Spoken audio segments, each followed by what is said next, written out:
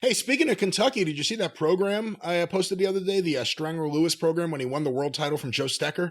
Yes, I did. Because it mentions he's from Kentucky right on the cover, although now living in San Jose. Well, you didn't even know he wasn't really from Kentucky. No, he was. Oh my God! Now am I going to Nebraska? Right, but what was some small town that he was born in Nebraska? Correct? Not Humboldt. That's not Nebraska. No, that's Iowa. Yeah, that's not even Nebraska. You're way off. You're way off. But anyway, the somehow part of the mythology of Strangler Lewis was that he was somehow a standout wrestler at the University of Kentucky or some kind of standout. But well, you know this because you've read my wonderful book on the subject. But the first time that Strangler Lewis was called Strangler Lewis was in Louisville, Kentucky. And he had been booked the previous week under his own name, Robert Friedrich, or whatever name the spellings vary that he was using at that point. And he didn't show up. The train was late, whatever the fuck, right? So they sent another guy out and just used that name so they didn't have to check because nobody knew who he was anyway. And they didn't want to change the card and make people think they were swerving him, right? So then he does show up the next week. Well, we can't call you that. They just saw Robert Friedrich or whatever. So Ed Strangler Lewis became an homage to Evan Strangler Lewis that had been a big-time wrestler like 20 years before that in the 1890s. But it was right here in Louisville that the legend of the Strangler was born, 1913. It is crazy, though, even though obviously there's a difference between Ed and Evan. Just the complete copy of the name Strangler Lewis. If you were old enough, and people died younger back then, but if you were old enough that you were, 20 years earlier. Out of your 30s. Yeah, I mean, if you had been going to the matches. Cholera was big back then. The cholera and the fucking jaundice. But if you had been going to the matches, you had seen or potentially heard about or read about the first Strangler Lewis. All of a sudden, there's a second guy with the same name. Well, there's Stone Cold Stan Austin. Yeah, exactly. Fuck, here he comes, exactly. Man. Wonder if he's going to give anybody the stammer. Well, that would be like, though, if they called Stan Austin just Stone Cold Austin. Because after a while, it was just Strangler Lewis. It wasn't always Ed Strangler Lewis. Well, but think about this. 20 years was a long time back in those days because imagine this. There's not only no internet, there's no television, there's no radio. And who keeps newspapers for 20 years? And so people could still remember the guy, but they probably didn't even have a picture of him. It wasn't like an iconic image. It was a name from the past all the way 20 years ago, before the Spanish-American War. John Hulk Hogan. You know what I mean? And that's the other thing. When you think of time, it's a little crazy, especially if you go back and look at programs, newspapers, whatever it may be from back then. That's all they had. There was no television, and radio was really just getting going. But if you go back and look, you could really see the difference in 20 years.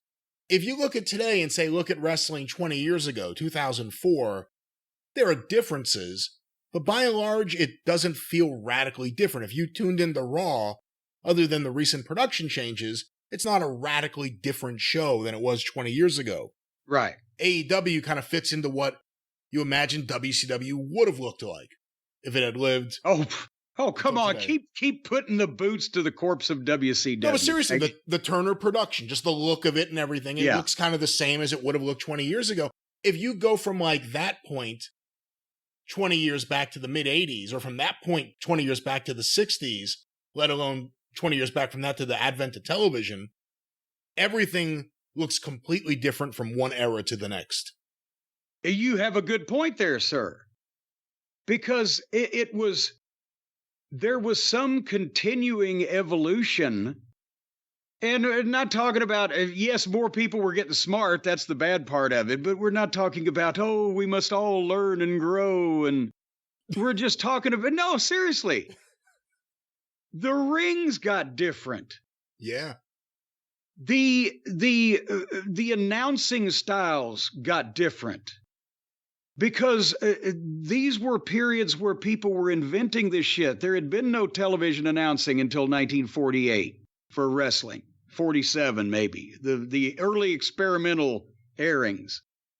And so they had to, the manager barely existed and was more of a quarter man or a second. And then the promos came. There was constantly something evolving. And then, you know, the 80s opened up everything to where we got so successful and notorious that big business found out they could make money in wrestling and screwed the whole thing up. But yes, every 20 years you could see evolution from 20 years would have been the last Gotch and Hackenschmidt match to Londos being the world champion, which is completely different fucking style. Yeah.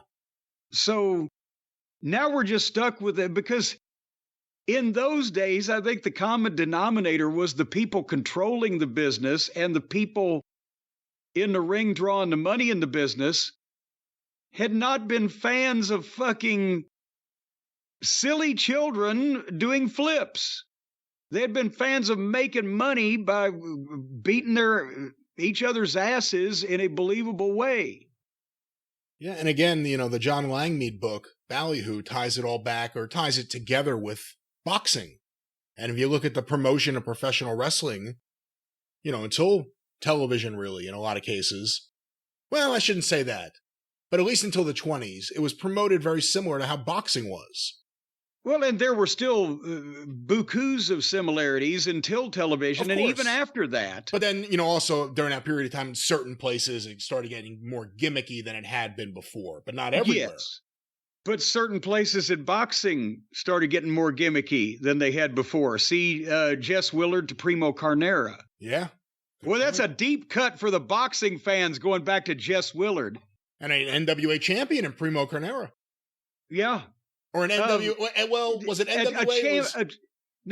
He was a champion in the NWA in California at that point, wasn't he? Or were they in the NWA? He wasn't the NWA world champion. He was a world champion of the lineage of what the NWA later claimed was part of its lineage. Well, no, no. No? No. Hold on. No, he's not. Now there I must call foul, or elsewise I lose my expert card. No, you're the expert. I think you're probably right. Let me just check. Oh, so you think I'm probably right, but you're going to take every fucking effort you can to make me look bad. See, the fact-checking on this show is more entertaining than most people's podcasts, ladies and gentlemen, just so you know why they flock to us. Carnera's greatest victory took place December 7th, 1947, when he defeated former world champion Ed Strangler Lewis. Oh! Ooh. Oh, boy, that must have, even at that age, that must have been a bitter pill for Lewis to swallow. You're right. You know what? I'm just thinking of boxing, I guess. I was thinking of him as a world champion for some reason before. No, but he was the world boxing champion. That he was. That he was. Which calls into question either the legitimacy or just the state of boxing at the time. He was one of the names that Charles Van Duren knew on 21 for the boxing champions. Charles Van Doren, not Van Duren.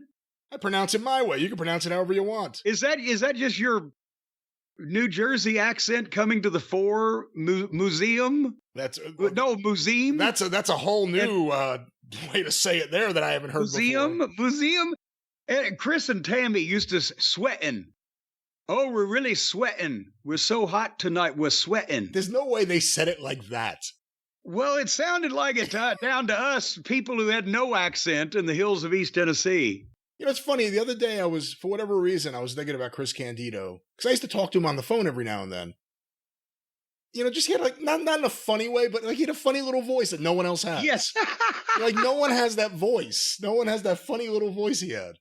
Well, and the delivery with also. With the accent, yeah. With the accent and the whole thing. We're not making fun of him like he sounded like fucking Squeaky or something. No, he was unique. He was unique. No one else, I've never heard anyone else sound the way he sounded. And on promos, he would project a little more than when he was just talking to you in person. But the greatest delivery of anything that may have ever heard was they came in one night in Barberville, Kentucky, Knox Central High School. in the heel locker room. And hey, guy, blah, blah, blah. It was like Friday, so we hadn't seen each other for a few days, everybody. And he said, Chris, what did y'all do? Well, we went and saw a movie.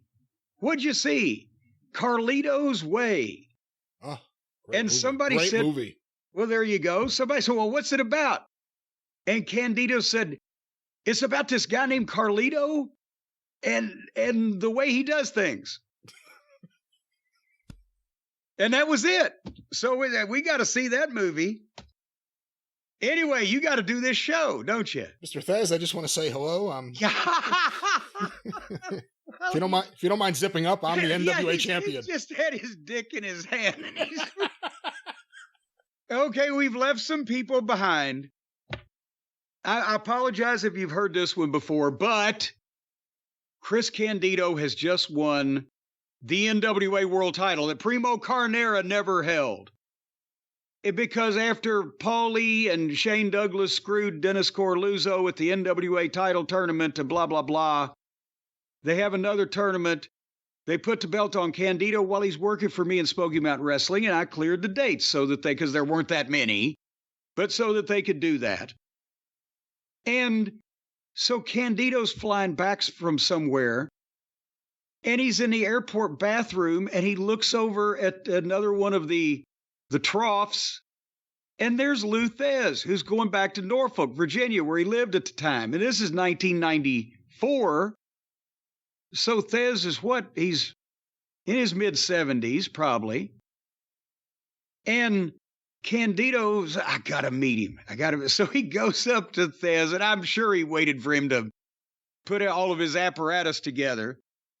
But he said, Mr. Thesz, excuse me, I'm Chris Candido. I just wanted to shake your hand. I'm so glad to meet you, that type of thing. And because Candido's got the blonde hair and he's so thick, right? You could tell he's one of the boys, but, you know, he kind of sheepishly went into it. He said, you know, I wrestle. You know, and Lou is, you know, very accommodating to him. And he gives him, when you shook hands with Thesz, it was like shaking hands with like several pairs of pliers with some fucking plastic wrapped around them. I don't know how to explain it. Everywhere that there could be a bone in his hand, like a joint, like the knuckles and the butt of your hand with your thumb, and even where you would get calluses, there were giant calcified growths where they'd been broken so many times, right? So he's shaking hands with Chris, and Chris has said, I'm a wrestler. And finally, Chris decided to come out with it because he was like sheepish, but he's like, yes, sir, I just won the NWA World Heavyweight title. Can you imagine having to say that to Thesz? Oh, my God. And fucking Lou leans in, big of the conspiratorial voice that the boys used to use, and said, kid, as you're traveling around these territories, just be careful of a double cross. And the greatest thing is that he just got the title because there had been a legitimate fucking double cross. That's true. Shane Douglas. That's right. Yes. But it never happened in the ring anymore. It only happened on promos when nobody could get stretched for it. As it wasn't like fucking Slatton trying to take the belt away from Race and Harley walking over and slapping him around and taking it back. It was, you know, they just, okay, now it's all over. Everybody's gone. Let's do this promo. Anyway. Well, this has been Wrestling History from Strangler Lewis to Thesz. And Chris Candido. That's right. And Primo Carnera and many others.